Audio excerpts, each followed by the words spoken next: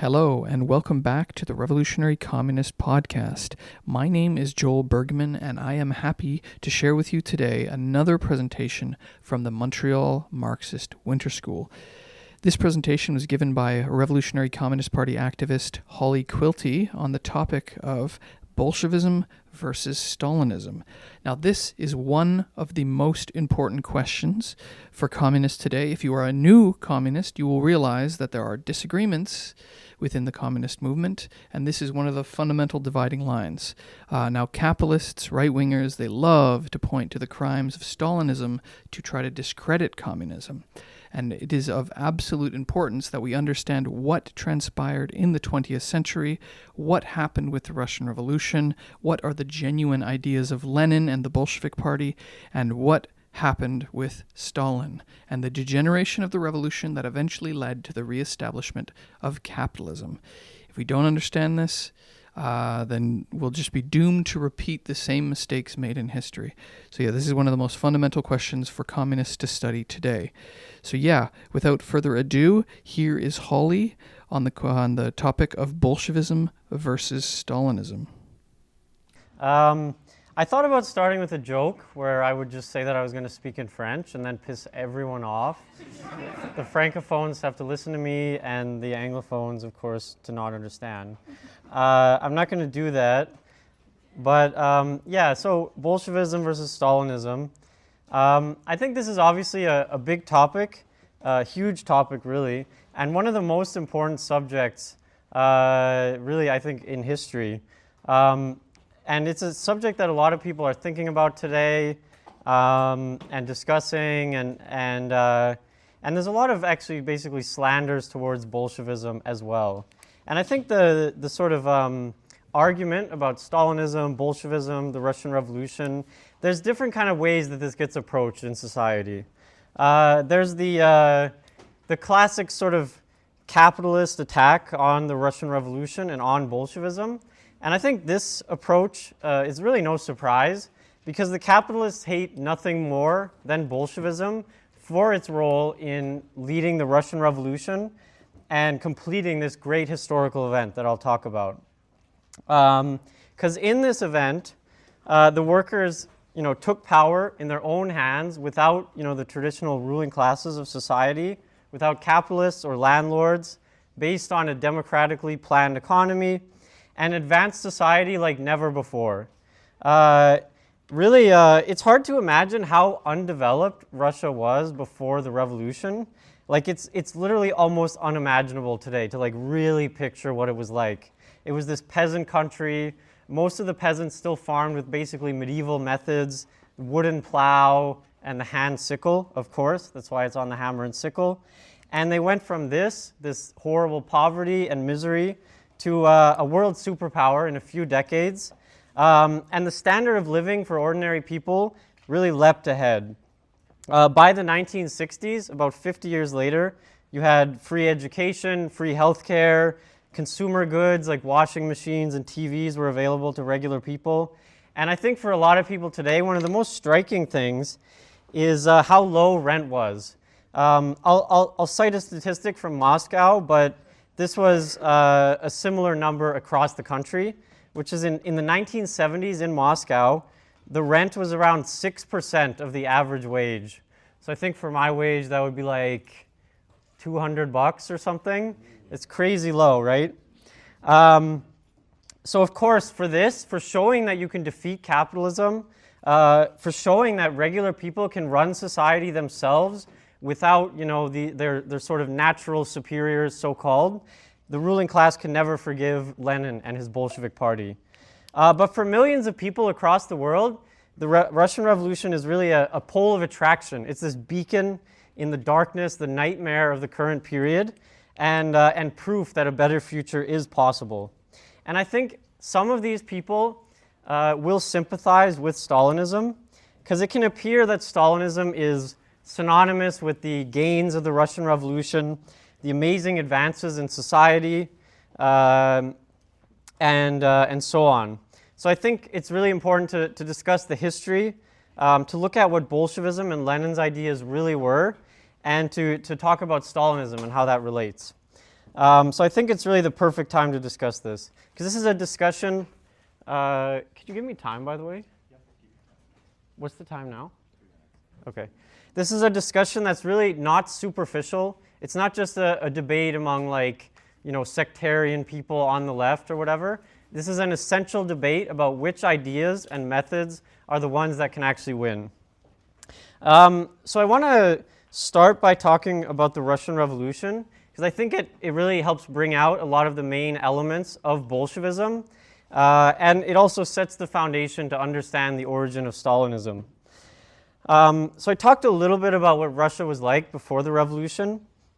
I forgot to mention as well, there was also a Tsar, which is basically like a king.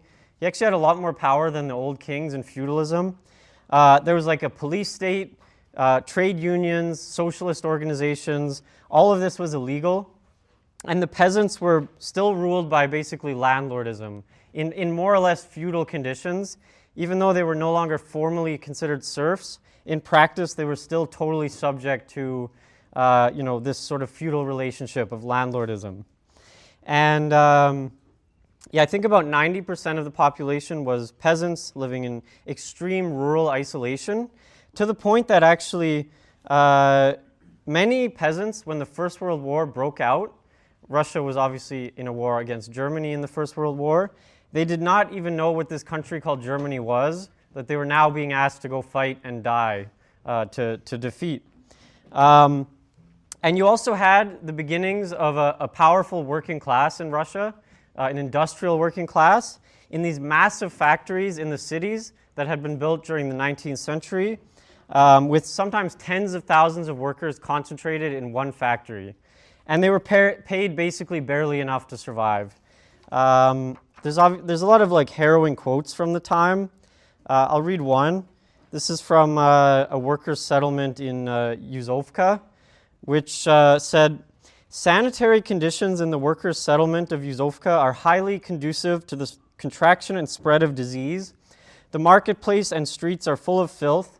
The air is rotten with the stench from factory smoke, coal and lime dust, and the filth in gutters and organic wastes on streets and squares."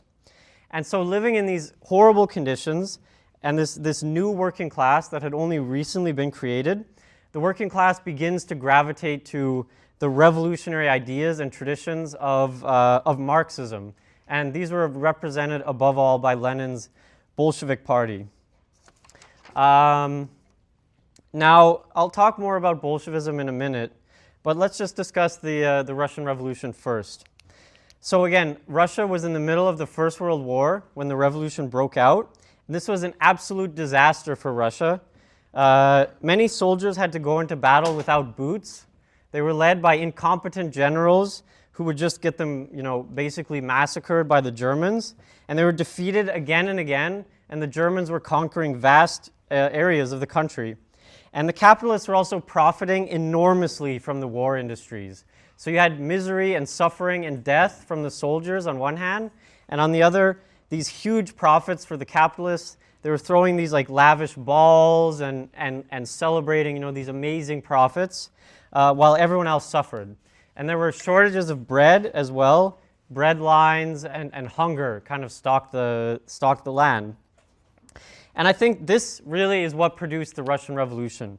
These horrible conditions next to the luxury and decadence of the ruling class that was really exposing itself in front of everyone with all of this. But it's also the accumulated anger and experience of struggle of decades. A revolution does not just happen because of one outrage or another, but because of many years of suffering and not seeing a way out under the system anymore. So the revolution began with a massive strike wave in Petrograd, which was the capital of Russia, in February of 1917. And this was this enhanced or grew massively with these huge demonstrations on International Women's Day, where women demonstrated for peace and bread, and they were shot at by police in many cases, and the police were basically unable to repress the movement. The women would go hide in the houses nearby, in the alleyways or whatever, and then they would just come out and keep demonstrating when the police left. And this shows the fact that people were desperate for a way out and that there was no turning back, that they had to do something. And the revolution grew over the following days until you had half of all the workers in the city on strike a few days later. The movement soon turned into a complete general strike. And when the army was brought in to crush the movement, the army was totally unwilling to defend the regime. The soldiers mutinied, arrested their officers, and joined the revolution. And the seemingly powerful Tsarist army that had repressed many movements in the past just melted away. And within the month, it was within a couple weeks, the Tsar was overthrown and Petrograd was in the hands of the workers. And the rest of the country soon followed as well. And I think this is quite an amazing event because it was achieved in this sort of extremely spontaneous way, that the movement kind of just exploded out of nowhere into this period of relative peace and just swept away the whole regime, really, that had existed before and changed the entire situation in just a couple weeks. And it was amazingly heroic as well, the struggle and the actions of just ordinary people. And I wish I had more time to go into all of those events, but we need to kind of move on. And so the regime that this set up was quite contradictory because the workers in the struggle set up what we call Soviets, which is the Russian word for councils. And these were originally kind of like meetings, basically, small meetings that gradually grew as a way to direct the struggle. And they had arisen before in the previous revolution in 1905. And this time the workers brought them back and was immediately using them to direct the struggle. And these began more and more to kind of make decisions about the running of society and to hold power. And so once the Tsar was overthrown, all of the real power was held by the working class, organized in the Soviets, and the workers were armed as well. And this is because real power is not just decrees on a piece of paper or something like that. It's actually has to be backed up by force, right? And all of this stood in the hands of the working class. But the bourgeoisie, the capitalists, which were terrified of the working class, set up what was called the provisional government. And they said that this government would rule for a little while, and then it would set up a constituent assembly, basically a parliament. And this was a promise that they would have a bourgeois democracy, and this would be the way to take society forward. And they did this in reality, consciously, as a way to divert the movement, to head off the movement, and to gather time until they could collect their forces and crush the revolution.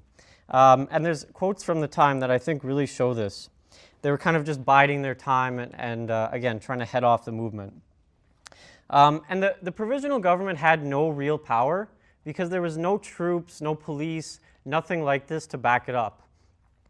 But the reformist leaders that were elected to lead the Soviets, the Mensheviks and social revolutionaries, they were called, which were, again, the dominant parties in the Soviets after the revolution, they used the Soviets, their position in the leadership, to artificially prop up the provisional government and allow it to rule. And so you have this unstable situation of what we call dual power. On one hand, you had the Soviets, which was really the beginnings of a workers' government, of a new type of democracy, much more advanced than any capitalist democracy. And then on the other hand, there was this capitalist government with a bunch of capitalist ministers and so on. And this really could not last forever. But throughout 1917, the provisional government really solved none of the people's problems that had sparked the revolution. It didn't provide bread, it did not give land to the peasants, end the war, or anything like that. Because it couldn't.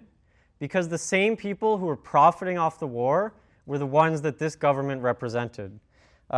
Because the ones that were benefiting from high prices of bread were the ones that this government represented. And the same thing with the landowners. You could not give land to the peasants because the landowners, again, were the ones being represented by this government. And so this was solving nothing. But I think there's an important point to be made about February here, and it really illustrates the role of the Bolshevik Party in the Russian Revolution. because you had a certain layer of the working class that distrusted the provisional government at first. These were the more experienced, advanced workers, the ones who, in many cases, had already been aware of Bolshevik propaganda, the ideas of Marxism and communism. And these ones distrusted the provisional government, but they did trust their leaders in the Soviets. And besides them, there was a large layer of workers in the main cities, as well as especially the smaller industrial areas, which had genuine illusions that bourgeois democracy was the way forward for society. And I think because of this, February shows the power of spontaneous mass action, but it also shows its limits, right? I can't remember if it was Lenin or Trotsky who said this, but the situation after February was really that the workers were not organized or conscious enough to complete the revolution, to go beyond this capitalist government and take power for themselves in the form of the Soviets, which was what was really needed. And I think this is understandable. This is not because the workers were stupid or anything like that. It was because revolution awakens many layers of society that have never been politically conscious before. That's actually really what a revolution is. The coming onto the scene of the most oppressed layers of society, the most crushed and exploited people who have never been able to participate in regular, political life before, them coming onto the scene. And that gives it its power, the spontaneous power, but it has its kind of downside in the fact that because they have no previous political experience, they can't really be expected to know what's the right path to win, right? Politics and revolution is a complicated business that you need experience and knowledge to really fully understand the path. And of course, you also need organization. And so this deadlock lasted for many months, really until October of 1917. But the great role of the Bolshevik Party in the Russian Revolution was to break this impasse, to show the masses the way forward, to kind of point the way and guide them along the right path through patient explanation. And in this way, the revolution was able to win. And I want to highlight something here. It's often said that the Russian Revolution was a coup or was a conspiracy by a minority or something like that. It's said that Lenin's text, What is to be Done, actually reveals all of this. I read like an anti-communist historian who said that. Robert Service, I think it was. I always confused him with the poet Robert Service, so I always hated the poet. But turns out the poet guy is fine, actually. But here's the thing. Lenin's slogan in 1917 was to patiently explain to people the way forward, to use careful and skillful slogans and tactics to win people over, to convince them of this. And he always highlighted that the task was to have a democratic debate to win over the majority of the working class in the Soviets, and only then would it be possible for the Bolshevik Party to take power, right, and to organize an insurrection to overthrow the provisional government. And really, I think he always agreed with Marx's comment that the emancipation of the working class is the task of the workers themselves. The job of the party is to give the necessary ideas and direction to the movement of the workers. And the party cannot just dictate to the working class. Even if you tried, it wouldn't work. The party has to win the workers' confidence to convince them that it's the right way forward. And there's many quotes from Lenin at the time that show this. I think Robert Service may not be aware of them, or he's just lying. Lenin said, for example, the provisional government must be overthrown, but the only way it can and must be overthrown is by winning over the majority in the Soviets. The crisis can be overcome by violence practiced by individuals, cannot be overcome by violence practiced by individuals against individuals, by the local actions of small groups of armed people, by Blanquist attempts to seize power. That means like coups by a minority. And there's many quotes like this.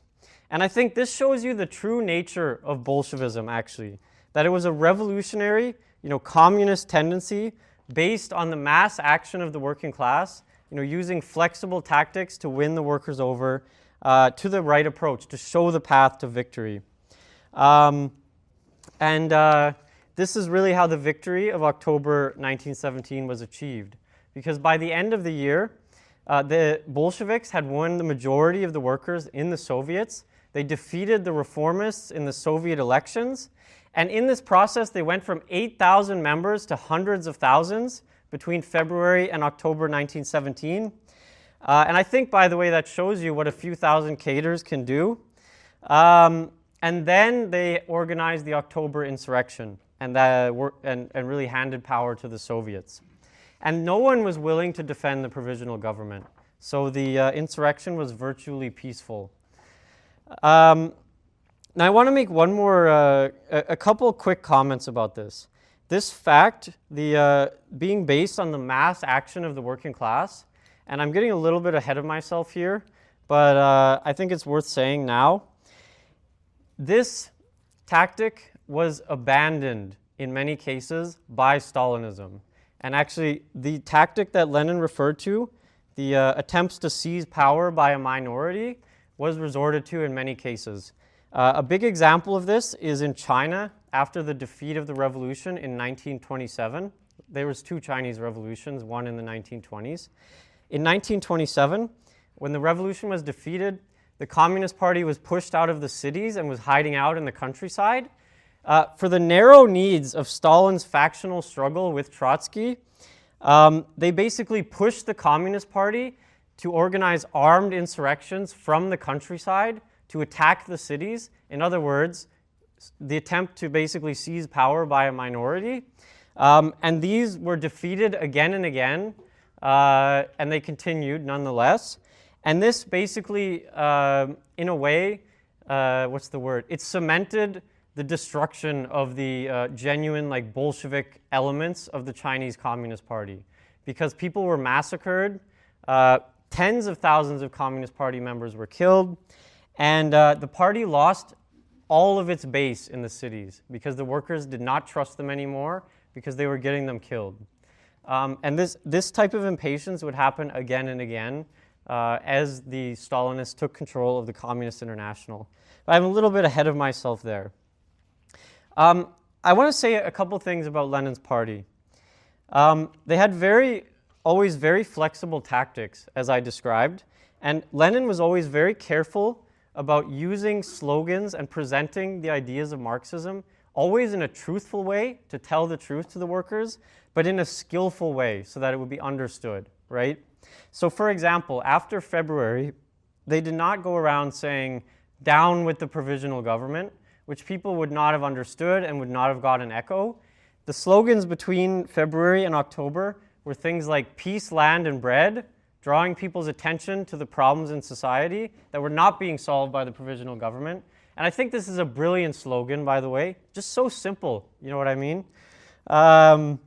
There was also all power to the Soviets, again, drawing people's attention to that they had this better form of government that actually represented them.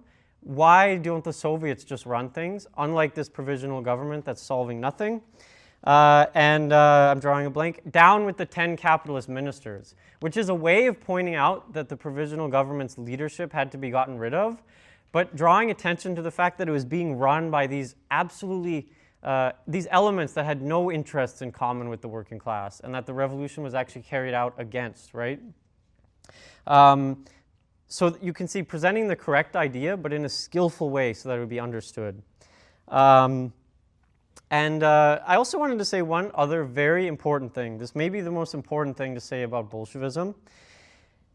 They had flexible tactics, but there's one thing that Lenin was very far from flexible on, which was theory. That doesn't mean that he was a dogmatist, like a priest or something like that, just sticking to the letter of the law. That's not really it at all. He was very flexible in always trying to understand and account for new phenomena. He was actually brilliant at it. He would always analyze the concrete situation. He would never get bogged down with theoretical abstractions, but he would use these abstractions to understand reality as it actually existed, right? But he was very firm on defending the fundamentals of Marxism, because these fundamentals are the compass that gives you the understanding to be able to convince people, win them over, and to understand the correct way forward. For example, without his understanding of the counter-revolutionary role of the liberals, in other words, the representatives of the Russian capitalist class, Lenin would not have understood the need for the working class to take power in 1917, and the opportunity would have been lost. And there's many examples of this. There's a reason why in the summer of 1917 he wrote a book on the Marxist theory of the state. It's called State and Revolution, in the middle of the revolution. Because this is how important having a correct theoretical foundation was. And he always fought against any attempt to kind of reverse or go back on the basics of Marxism, especially its philosophy. And yeah, I think this is very important. Now, 1917 was hardly a straight line to victory for the Bolsheviks. How am I doing on time? Okay. Not at all, actually. There were many setbacks and difficulties, which I can't name all of them.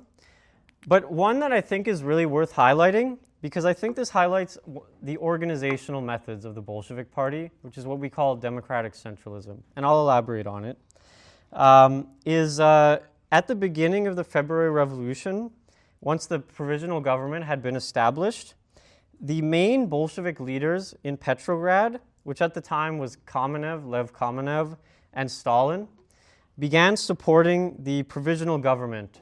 And they were writing about support for the government in the Bolsheviks newspaper, which is called Pravda. And they essentially aligned with this theory, the theory of stages, which said that the capitalists need to take power, we need a period of capitalist development for many years, and only then is a socialist revolution possible. I think we've discussed it a bit already yesterday. I don't really have too much time to go into it. Maybe it'll come up in the discussion. But the problem with this is, very simply, that the bourgeoisie wanted nothing better than to restore the Tsar, because they were too afraid of the working class to accept any kind of democratic republic, capitalist government, or whatever. And even if that were established, that would solve none of the problems of the masses, as the provisional government was already showing. And they actually Kamenev and Stalin went so far as to refuse to publish Lenin's letters from Switzerland, which is where he was at the time, which called for no support for the provisional government. Kamenev even wanted to fuse with the Mensheviks, as if the difference between reformism and revolution was insignificant. And actually, Stalin said this. He said, the difference between the Mensheviks and Bolsheviks is insignificant. Very interesting. So here's the thing. The majority of the party leadership was aligned with this position of Kamenev and Stalin. And it was only when Lenin returned to Russia in April of 1917 that things began to really change. From the second he arrived in Russia, he opposed these leaders who were supporting the provisional government and put forward the need for a socialist revolution, for the working class to take power and to begin the transformation, the socialist transformation of society. There's this famous story when he first got off the train at the Finland station. I think it's in Petrograd. There's a bunch of, leaders, Bolshevik leaders, other party leaders there to greet him like he's some kind of celebrity. He turned his back to all of them, and he addressed the workers who were there and said, "Long live the socialist revolution." And this was the beginning, from the instant he stepped off the train, of a struggle against those who were supporting the provisional government. And he started a debate in the Bolshevik Party. He won the majority at a special party conference in April of 1917. And then they were able to really begin the task of winning the masses, now that the party was on the same page. And I think this is a very important element. The fact that the party had a democratic regime of internal debate and discussion where people could argue and disagree as long as they generally agreed with the basic program of the party. Within the limits of that, you could argue, disagree. No one would be expelled for just having a different opinion, and so on. And this is very important because it allows you to win over others on a genuine basis, to genuinely convince them, and in this way forge a unified party based on genuine agreement rather than bureaucratic sort of dictate or something like that. And as I think the example I gave shows, this was essential for the victory in 1917. But democracy is just one side of this, right? It's called democratic centralism. Lenin always stressed the need for a centralized party, very centralized, and a national party spanning the entirety of the country with a strong central leadership. And there's always a balance between democracy and centralism. This is also very important because it allows you to turn on a dime when needed, when there's no time for a democratic debate, because you're actually a party of action. You have to go do stuff. This side was also key in the Russian Revolution. For example, in July of 1917, Petrograd was kind of moving ahead of the rest of the country. The majority was already convinced that the workers needed to take power, and they were getting a bit impatient. They were starting to feel a bit like, why are these Bolsheviks not taking power? What's going on? Like, they were getting frustrated and impatient. And they organized a demonstration, really, an armed demonstration, that was essentially threatening to turn into a premature insurrection. And it would have been completely possible to take power in Petrograd at that moment. The problem is, the rest of the country was not convinced yet and wasn't ready.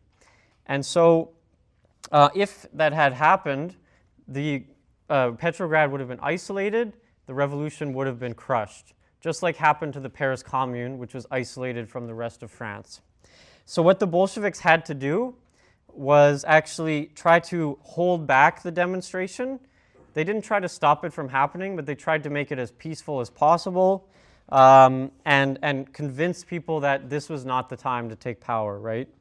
Lenin actually gave a speech to the demonstration where he said basically that. And I think it's very important to understand here. This was a Bolshevik party of hundreds of thousands of members. You had a central committee of 30, and the Bolshevik Central Committee personally intervened in this demonstration. Trotsky was there, Lunacharsky, Lenin, and so on, to ensure that this went correctly, because this had an importance for the entire movement. And it was the fact that they had a leadership that understood the movement across the country, and was able to understand the needs of the whole movement, not in just a narrow local way, that they were able to do this, right? And so this is the importance of centralism. And I think this is another element where Stalinism really departed from Bolshevism. There's, again, not a ton of time to go into this, but democratic centralism more and more was replaced by basically bureaucratic centralism, where the leader says jump and you say how high, and the members did not really have the right to, to genuinely challenge the positions of the party leadership. And this is totally against Lenin's method. But again, not a ton of time to go into that. I think one good example, though, and this was actually before Stalin himself took over the leadership, really grabbed the leadership of the Communist International, but it's a similar method. It was the Communist Party of Italy, where you had this guy, Bordiga, who was the party leader, and he generally had the wrong ideas on the correct tactics, and in particular, he wanted to kind of stand aside from the workers' movement, stand aside from the unions, and he didn't want to use tactics of like working with reformist organizations and so on. Long story short, he had the wrong ideas that Lenin disagreed with. But Zinoviev, using a tactic that would later be adopted by Stalin, just replaced him from on high with this guy called Gramsci. Gramsci had better ideas.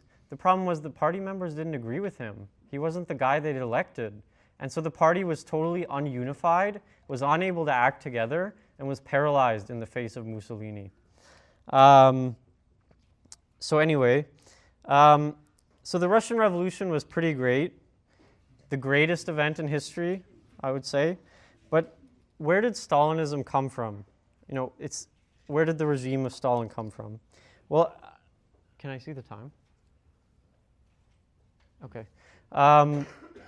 I want to just start by talking about the regime that was set up after the October Revolution, because this really was the most democratic government in history. You had the Soviets who held ultimate power. The kind of local and regional Soviets would have a congress of all the Soviets in the country where they would send delegates. These delegates would be elected in like these extremely democratic meetings with debate and discussion. And they could be replaced or recalled and so on, the state representatives. And in general, the government was organized along the lines of Lenin's four-point program for the organization of a workers' government, which was free and democratic elections to all positions in the state, the right of any state official to be recalled by those who elected them, so you could vote to fire the state official if you wanted. No official, and Lenin was elected by the Soviets, by the way. No official should be paid more than a skilled worker. In other words, it should not be a privilege to take a position in the state. It's like a duty and a responsibility, right? And then gradually, all the tasks of running society and the state should be performed by everyone in turn, which means every single person in society should have the opportunity and ability to perform these roles. Lenin said any cook should be able to be prime minister.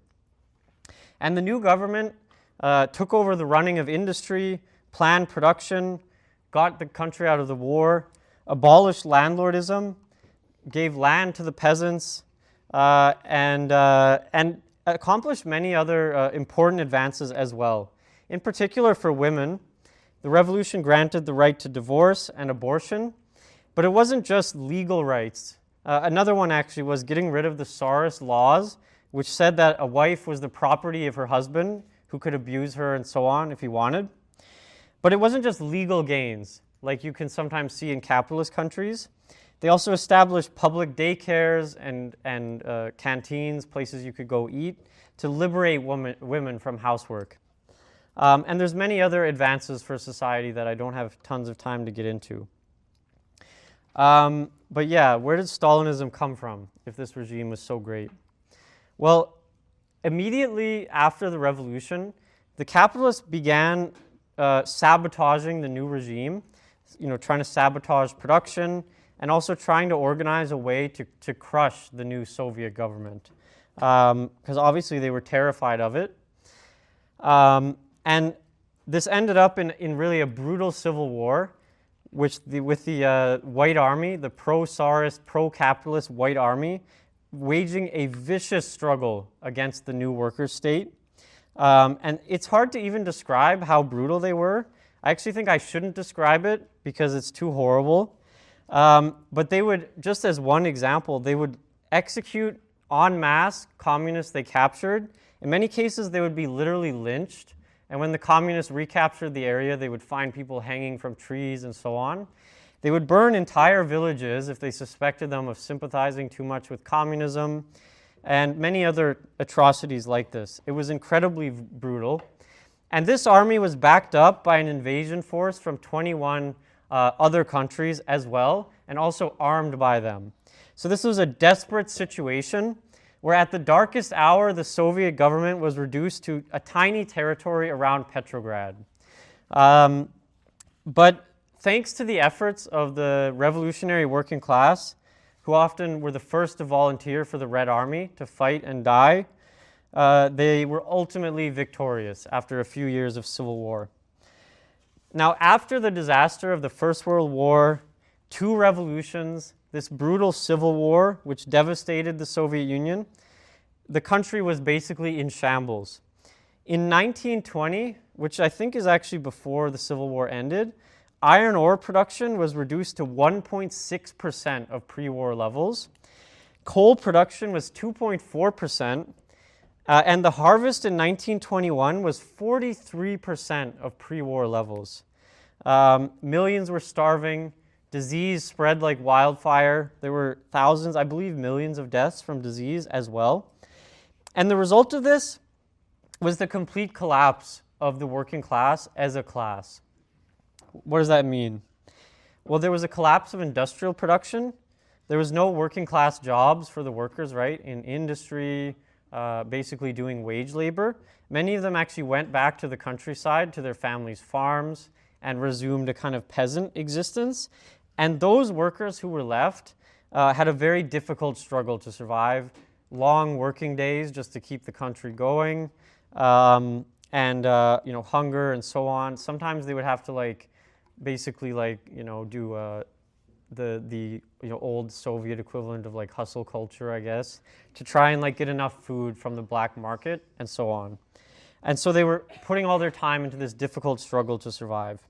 And the most advanced workers, the communist workers, the ones who had best understood the revolution and been the driving force, the leading force for the rest, were basically decimated because they were the first to volunteer for the Civil War to fight in the Red Army, and many of them were dead, and the rest were exhausted. So the political result of all of this is that the working class, the class that the whole thing rested upon, was basically gone as a class. And this creates massive dangers. And one of the things that happened was the Soviets basically stopped functioning. The All-Russian Congress of Soviets, which used to meet every year, met it used to meet very often, only met once a year in the years 1918 to 1922. And I believe it got worse after that.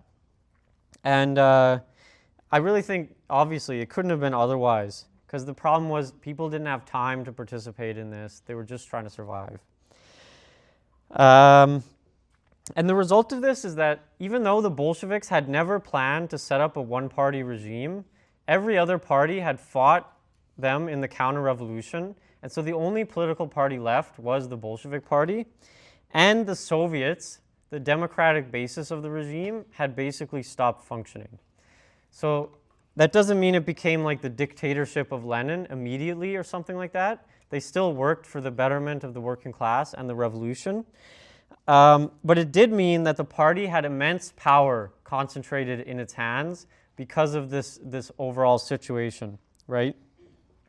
And there was a danger in this always of some kind of small clique of people or the party as a whole rising above society, attaining a privileged position, and basically getting out of touch with the masses and no longer really working for the interests of the working class and the world revolution. What we would call like a bureaucratic degeneration, right? And Lenin did recognize this danger, but the only way out is the world revolution, ultimately, and I'll talk about that. So Lenin was always an internationalist. I think we've talked about this quite a lot already, this school. But the Bolsheviks understood that the revolution cannot be carried out in only one country, and that you cannot build a socialist society in only one country, especially one like Russia, which was far less developed than the most advanced capitalist countries. And socialism has to advance beyond capitalism, really to even establish socialism at all. And if you do not do this, ultimately, a workers' government will be crushed and return to capitalism at a certain point. And the other element of this is that without a very advanced level of production, people have to struggle to survive, as I mentioned. And then in the words of Marx, he said, all the old crap revives. Because people are fighting for scraps, trying to get more than their neighbor. This is the opposite of the basis of a genuine socialist society and solidarity and so on, right? And it means that a privileged group has an opportunity to take power. And just to give you a quote, just to really show Lenin's emphasis on internationalism, he said, regarded from the world historical point of view, there would doubtlessly be no hope of the ultimate victory of our revolution if it were to remain alone. In other words, the victory of socialism in Russia. If there were no revolutionary movements in other countries. When the Bolshevik Party tackled the job alone, it did so in the firm conviction that the revolution was maturing in all countries. And then he says, at all events, under all conceivable circumstances, if the German Revolution does not come, we are doomed. And he said this many times, something along those lines about the German Revolution and the world revolution, because he saw the Russian Revolution as the first link in the chain of world revolution, which would actually make it possible to build socialism by combining the efficiency that comes from joining the resources of many countries together into a joint effort, a joint economic effort, rather than an isolated workers' economy. And if this had happened, it would have been a massive improvement and step forward for the workers in Russia. because with the help of the workers in advanced Western Europe from Germany, Russia could have received tons of aid, technical expertise to build, advanced factories and so on, which is one big problem in the Soviet Union, not having that. And then Russia would have been able to advance much faster and develop socialism. And this is why Lenin and Trotsky put so much effort into building the Communist International, because of the need for world revolution. Now, revolution did sweep across Europe, from England to Germany. There was France, Poland. There were revolutionary events in Italy, Britain a few years later, and the list could go on. I can't remember them all. And the German Revolution ended the First World War, and there was this massive potential for the working class to take power across Europe, but the inexperienced communist forces were unable to lead the workers to power because they hadn't been prepared long enough in advance the way the Bolshevik Party was. And so these revolutions were defeated. And because of this, you had this massive effect in the Soviet Union, where the workers were even more demoralized and exhausted by this. The help they had expected from the World Revolution had not come. And this gave an opening for a clique, which Stalin ended up ultimately being the leader of, to seize power in the Soviet Union. And I've talked already about the need to advance beyond capitalism and so on, but Lenin talked about this, that a small clique of basically bureaucrats can take power if the revolution remains isolated. He said this long before Stalin began to gain so much power. And I think this is also for an important element of this is, again, the political element that I talked about. The functioning of the Soviets, which could hold the state officials responsible, and the fact that they had to build an enormous state bureaucracy of basically old Tsarist officials because of the undeveloped nature of Russia. Lenin's 4 points that I mentioned were implemented to the greatest degree possible, and they did create a new state along these lines as much as was possible. But the problem was most people were illiterate. Many people could read a little bit, but not very well. Writing level, was also very low. And because there was such a low level of education, there were very few people capable of taking over administrative tasks in the state. So instead of any cook should be able to be prime minister, most of the cooks couldn't even be the lowest level state bureaucrat, state official, I should say. And so the opposite of Lenin's 4 points ends up starting to happen. They had to basically hire a bunch of old Tsarist bureaucrats, and in order to get them to work, they had to give them special privileges, the opposite of what Lenin had said, to give them more wages, far above the level of a skilled worker. I think it was up to 4 times as much.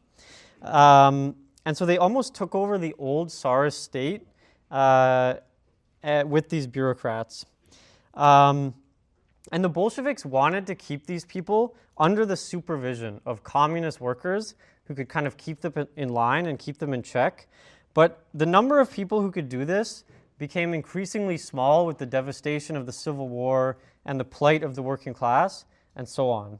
And so you had this bureaucracy rising up more and more and realizing more and more that it had special privileges, that it had interests separate from those of the working class, and it wanted to maintain those privileges. And the World Revolution would have been able to cut across this situation, but as I said, it didn't come. And so you had this effect where each time the World Revolution was, a revolution across the world was defeated, the working class would be further demoralized, less active, less able to keep the bureaucracy in check. Then the bureaucracy would become more confident and bolder and try to seize more power for itself, worm its way into new government positions, and begin to try to sneak its way into the Bolshevik Party itself and corrupt the party itself. And so,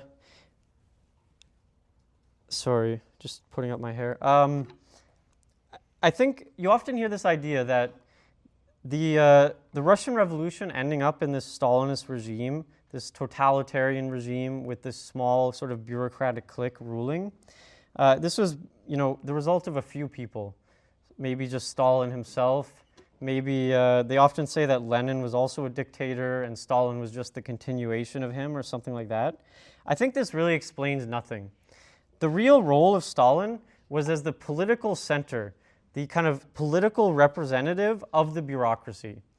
And he played an important role, but he was only able to actually play the role he did and help the bureaucracy seize power because he was based on a rising social force in society, the bureaucracy, whereas the genuine Bolshevik elements that resisted him were based on, an exhausted and demoralized working class. He was a great representative for them because he loved using maneuvers instead of political arguments to get his way. He didn't really have much of an independent sort of political outlook. He would often just bend to whoever put the most pressure on him. And he really believed that the task of building socialism was administrative and national and should be done in one country. And really what happened is that with Stalin in the lead, the pressure from the bureaucracy, they kind of infiltrated the Bolshevik Party, which degenerated under the massive weight of this bureaucracy. And the democracy of Lenin was replaced by this bureaucratic regime of denunciation, expulsion, and they turned the party really into a tool of the bureaucracy. This process really accelerated with the death of Lenin in 1924. But by the end of the 1930s, the bureaucracy really held ultimate power. And they used their position with the Bolshevik Party to also corrupt the Communist International and turn it down Stalinist lines. And I don't really have time to go into all the crimes and problems under the Stalinist Communist International, all the weird twists and turns of Stalinism and the many mistakes, because there really are a huge number of them. But I think one example was the victory of Hitler in 1933, which was really thanks to the now Stalinized Communist International. Because at the advice of Stalin, the Communist Party of Germany, they had this theory that capitalism would collapse any day now, and anyone who didn't agree with communism was a fascist, right? And so they actually teamed up with Nazis to break up union meetings. This ended up helping Hitler come to power.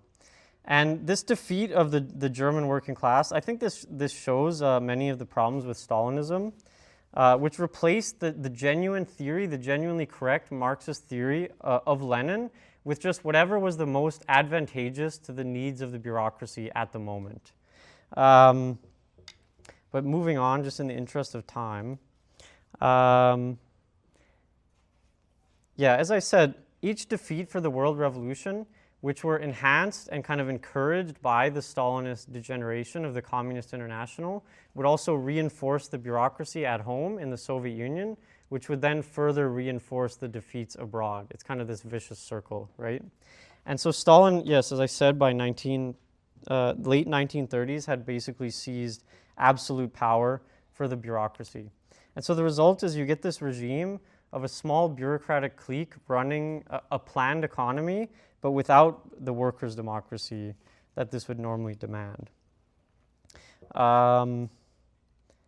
Just scanning my notes quickly.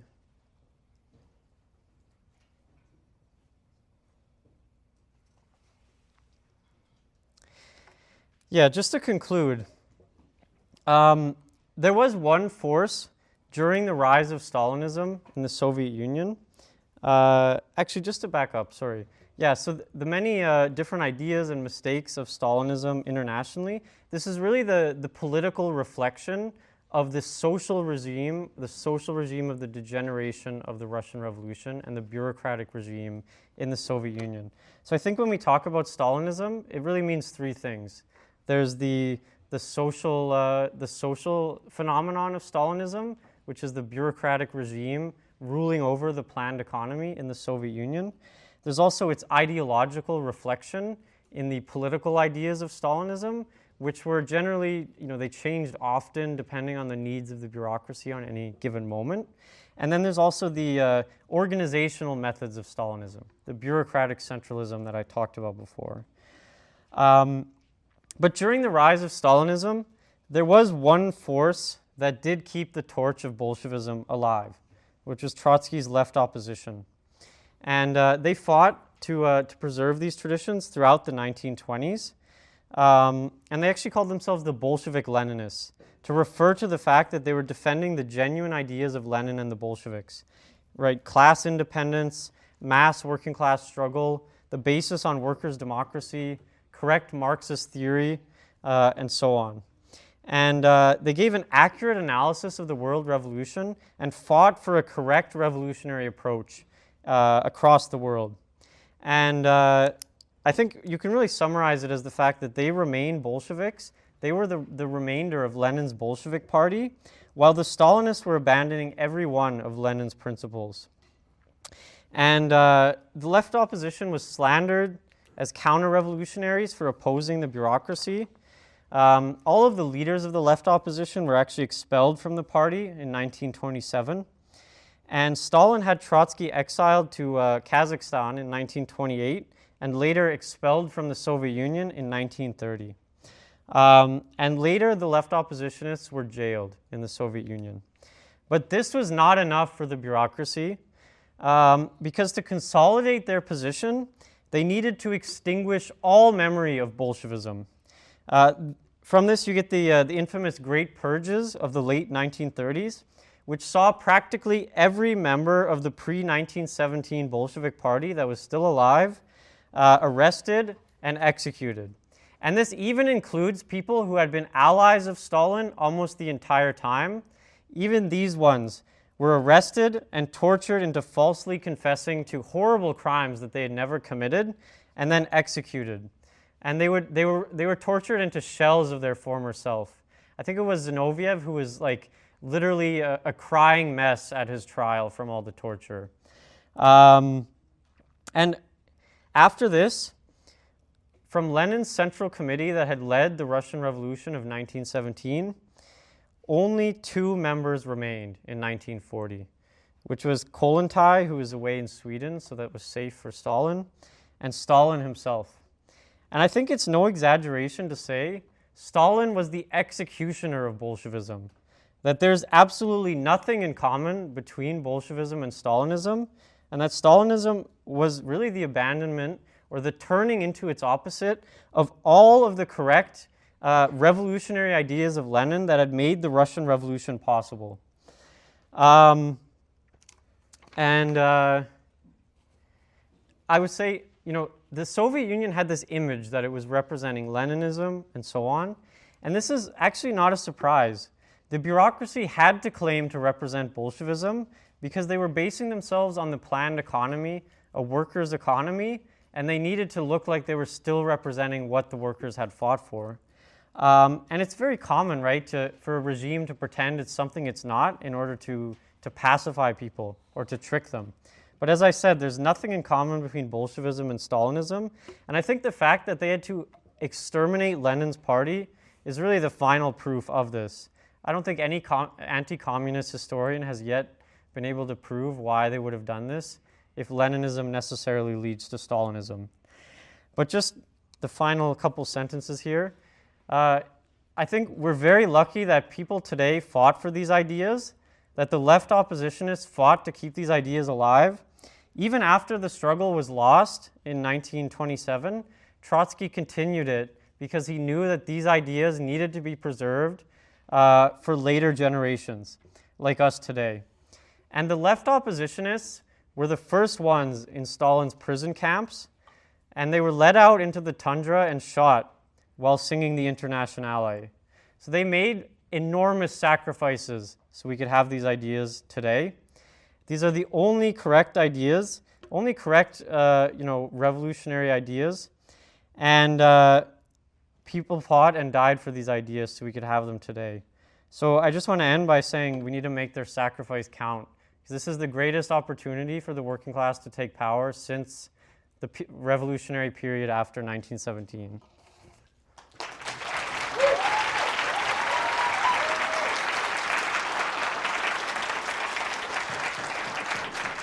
Well, if you like that, I have a couple of book recommendations for you.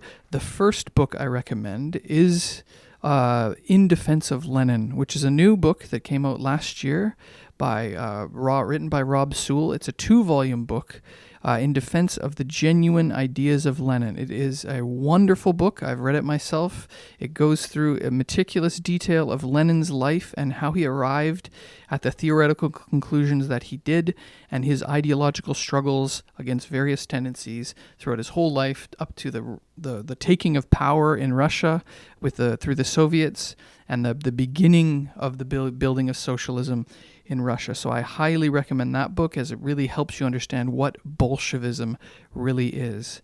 Another book that I highly recommend is a book by Ted Grant, the great Marxist, Russia from Revolution to Counter-Revolution. Now, this book really helps to understand the process of Stalinist degeneration in the Soviet Union and how it went from a healthy workers' democracy where workers and peasants took control of society and began the socialist transformation to this totalitarian Stalinist nightmare, really. So yeah, these 2 books I highly recommend. We'll leave the links to purchase both of those books in the description of the episode, and I hope you enjoy.